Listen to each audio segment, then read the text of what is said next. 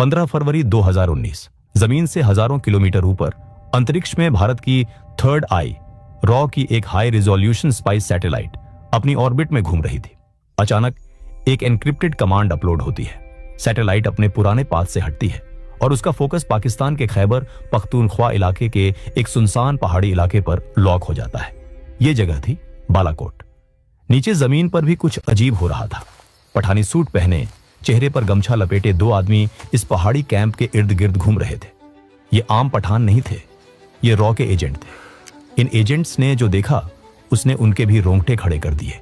ये कोई मामूली कैंप नहीं था, ये एक किला था जिसे जंगलों के बीच छुपाया गया था। यहां ट्रेनिंग चल रही थी। 500 से ज्यादा आतंकवादी जिहाद की तैयारी कर रहे थे। इंटेलिजेंस रिपोर्ट्स के मुताबिक ये वही जगह थी जहां कभी अजमल कसाब जैसे दरिंदों को ट्रेन किया गया था। और सबसे खौफनाक खबर यह थी कि आने वाले कुछ ही दिनों में 300 नए रिक्रूट्स यहां पहुंचने वाले थे। रॉ एजेंट्स ने अपनी जान की बाजी लगाकर उस कैंप की चप्पे चप्पे की तस्वीरें ली। ये तस्वीरें और ग्राउंड इंटेल नई दिल्ली के रॉ हेडक्वार्टर में पहुंची।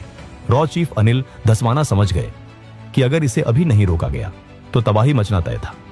इस इंटेल के मिलते ही भारत के इतिहास का सबसे बड़ा और सबसे खतरनाक कोवर्ट ऑपरेशन शुरू होने वाला था। यह था ऑपरेशन बंदर। 14 फरवरी 2019 भारत के इतिहास में यह दिन ब्लैक डे के नाम से दर्ज है। जम्मू श्रीनगर नेशनल हाईवे 44, दोपहर का वक्त, सीआरपीएफ का काफिला जिसमें 78 गाड़ियां शामिल थीं, अपने रास्ते पर आगे बढ़ रहा था। इन ट्रकों में बैठे थे हमारे 2500 जवान। उन्हें अंदाजा भी नहीं था कि अगले ही पल उनकी दुनिया हमेशा के लिए अंधेरे में डूबने वाली है। काफिला अभी 15 मिनट ही चला था कि एक कनेक्टिंग रोड से एक गाड़ी हाईवे पर आती है। यह गाड़ी नॉर्मल नहीं थी, इसमें 300 किलो RDX भरा हुआ था। सीआरपीएफ के ड्राइवर कुछ समझ पाते उससे पहले ही उस गाड़ी के ड्राइवर ने अपनी गाड़ी काफिले के एक बस से टकरा दी। एक तेज धमाका हुआ, इतना तेज कि कई किलोमीटर दूर तक जमीन हिल गई। आग का एक गुब्बारा आसमान में उठा और देखते ही देखते हमारे 40 बहादुर जवान वीर गति को प्राप्त हो गए। इस कायराना हमले की जिम्मेदारी ली पाकिस्तान में बैठे आतंकी संगठन जैश-ए-मोहम्मद ने।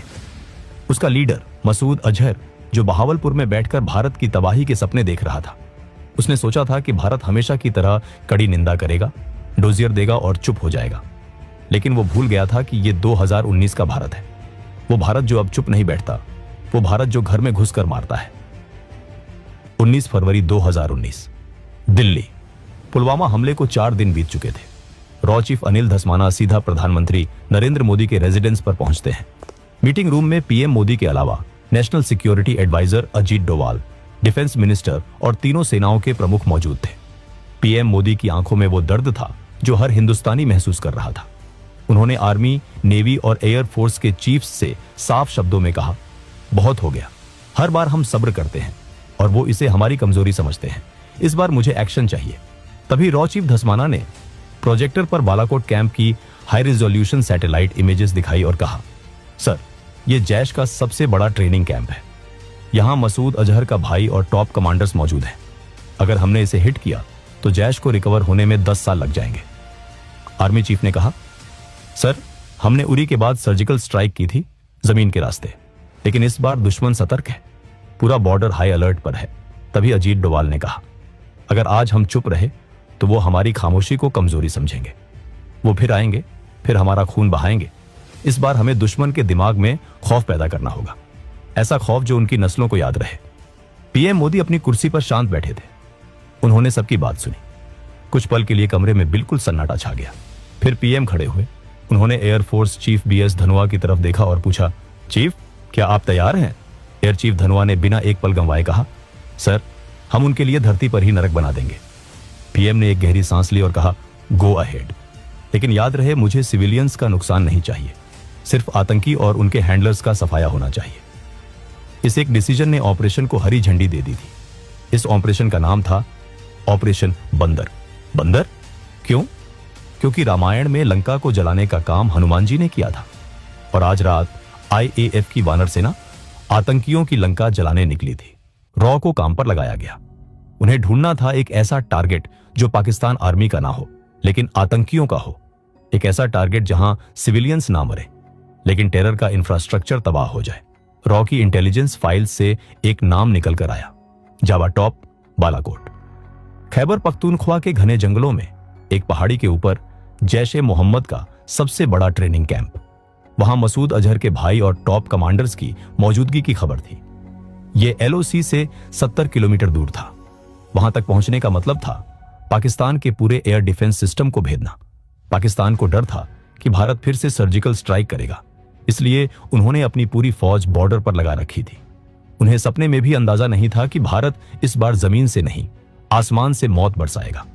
प्लान सेट था, अब बारी थी एग्जीक्यूशन की। 20 से 24 फरवरी तक बेंगलोर में होने वाले एरो इंडिया शो को कैंसिल नहीं किया गया। दुनिया को दिखाने के लिए एयरफोर्स चीफ और बड़े ऑफिसर्स वहां पार्टियां अटेंड कर रहे थे, स्पीच दे रहे थे। मीडिया को लगा कि भारत शायद डिप्लोमेटिक प्रेशर बनाएगा, लेकिन असली एक्शन चल रहा था ग्वालियर एयरबेस पर। ग्वालियर में मिराज 2000 जेट्स का स्क्वाड्रन मौजूद था। अचानक ग्वालियर बेस को सील कर दिया गया। बहाना बनाया गया कि वहां कोई रूटीन इंस्पेक्शन है। पायलट्स को मोबाइल फोन यूज करने की मनाही थी। उन्हें अपनी फैमिलीज को भी बताने की इजाजत नहीं थी कि वो कहां जा रहे हैं। साथ ही कश्मीर और राजस्थान बॉर्डर पर आईएएफ ने अपने जेट्स को लगातार उड़ाना शुरू कर दिया। रोज रात को जेट्स उड़ते, बॉर्डर के पास जाते और वापस आ जाते। ये एक साइकोलॉजिकल गेम था। पाकिस्तान के रडार ऑपरेटर्स रोज ये देखते और सोचते कि शायद ये नॉर्मल पेट्रोलिंग है। धीरे धीरे उनकी सतर्कता कम होने लगी। वो इस पैटर्न के आदी हो गए। आईएसआई के एजेंट्स जो भारत में फैले हुए थे, वो भी कंफ्यूज थे। कोई सॉलिड इंटेल नहीं मिल रही थी। पायलट्स को क्रिस्टल मेज मिसाइल्स और स्पाइस 2000 बम्स के साथ ट्रेन किया गया। पायलट्स को क्रिस्टल मेज मिसाइल्स और स्पाइस 2000 बॉम्ब्स के साथ ट्रेन किया गया। स्पाइस 2000 एक ऐसा बॉम्ब जो बिल्डिंग की छत में छेद करता है, अंदर घुसता है और फिर फटता है, ताकि बाहर का ढांचा खड़ा रहे लेकिन अंदर सब कुछ राख हो जाए। 26 फरवरी 2019 रात के 3 बज रहे थे। मौसम खराब था, बादल घने थे और बारिश हो रही थी। एयरफोर्स चीफ धनुआ दिल्ली के वॉर रूम में बैठे थे। उनके मन में एक ही डर था, क्या मौसम की वजह से मिशन कैंसिल करना पड़ेगा? लेकिन किस्मत भी बहादुरों का साथ देती है। बारिश रुक गई और कमांड मिलती है, टेक ऑफ।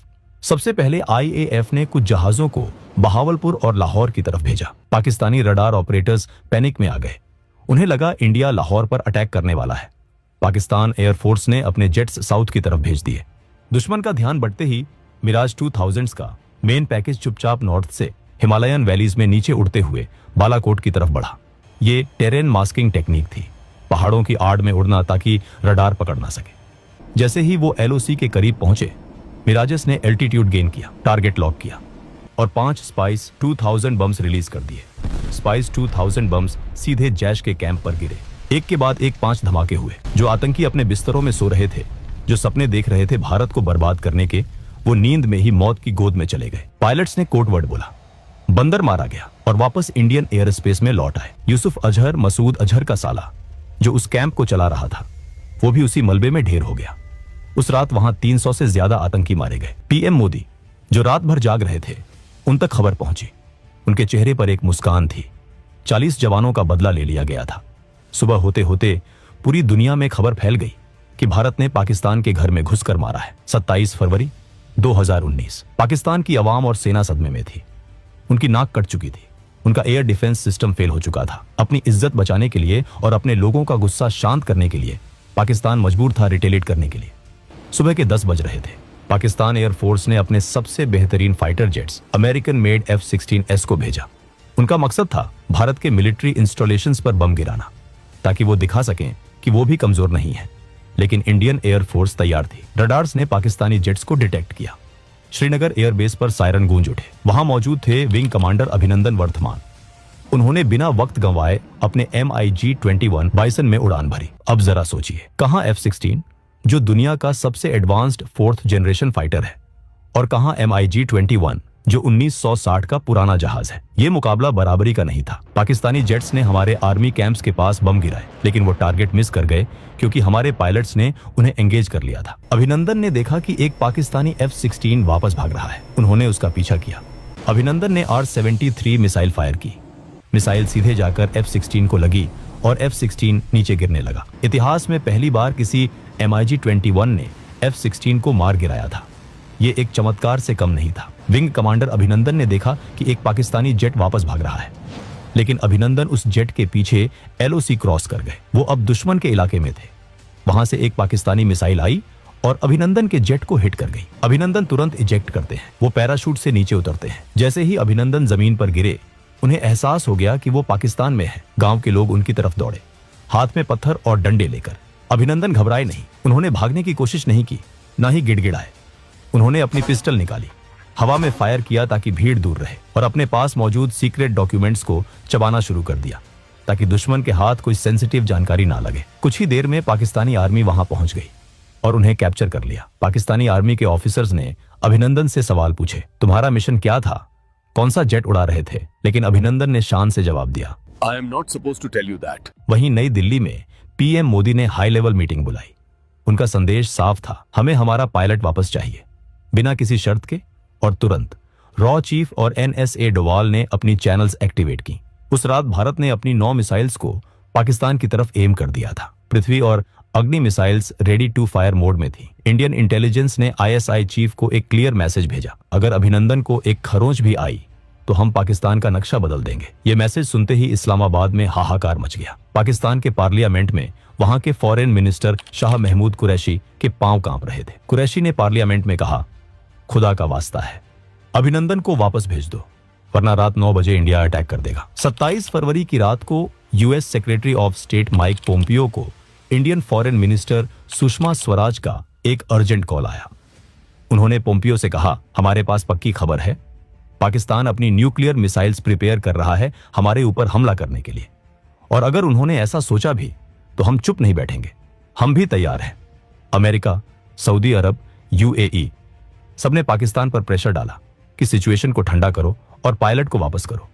साथ ही साथ इंडिया ने अपना रुख साफ कर दिया था, अगर हमारे पायलट को एक खरोंच भी आई तो बालाकोट तो बस ट्रेलर था, पिक्चर अभी बाकी है। इंडिया ने अपने नेवी शिप्स को कराची की तरफ मूव करना शुरू कर दिया था। मोदी सरकार ने क्लियर कर दिया था, नो नेगोशिएशन, पायलट वापस चाहिए बिना शर्त के। प्रेशर काम कर गया। 28 फरवरी को पाकिस्तान के PM इमरान खान ने पार्लियामेंट में खड़े होकर अनाउंस किया कि वो पीस जेस्चर के तौर पर अभिनंदन को रिहा कर रहे हैं। सच्चाई ये थी कि ये पीस जेस्चर नहीं, बल्कि डर था भारत की ताकत का। 1 मार्च 2019, वाघा बॉर्डर, हजारों लोग तिरंगा लिए खड़े थे। शाम का वक्त था जब विंग कमांडर अभिनंदन ने वो गेट क्रॉस किया। उनकी मूंछों का स्टाइल एक नेशनल सिंबल बन गया था। हमने दुश्मन के घर में घुसकर मारा भी और अपने बंदे को सुरक्षित वापस भी ले आए। बालाकोट एयर स्ट्राइक सिर्फ एक मिलिट्री ऑपरेशन नहीं था, ये एक स्टेटमेंट था, एक डिक्लेरेशन था न्यू इंडिया का। दोस्तों, अगर आपको वीडियो पसंद आई हो तो एक लाइक जरूर करें, और अगर आप ऐसी ही और इंटरेस्टिंग वीडियो देखना चाहते हैं तो चैनल को सब्सक्राइब करना बिल्कुल ना भूलें। मिलते हैं अगले वीडियो में, तब तक के लिए जय हिंद।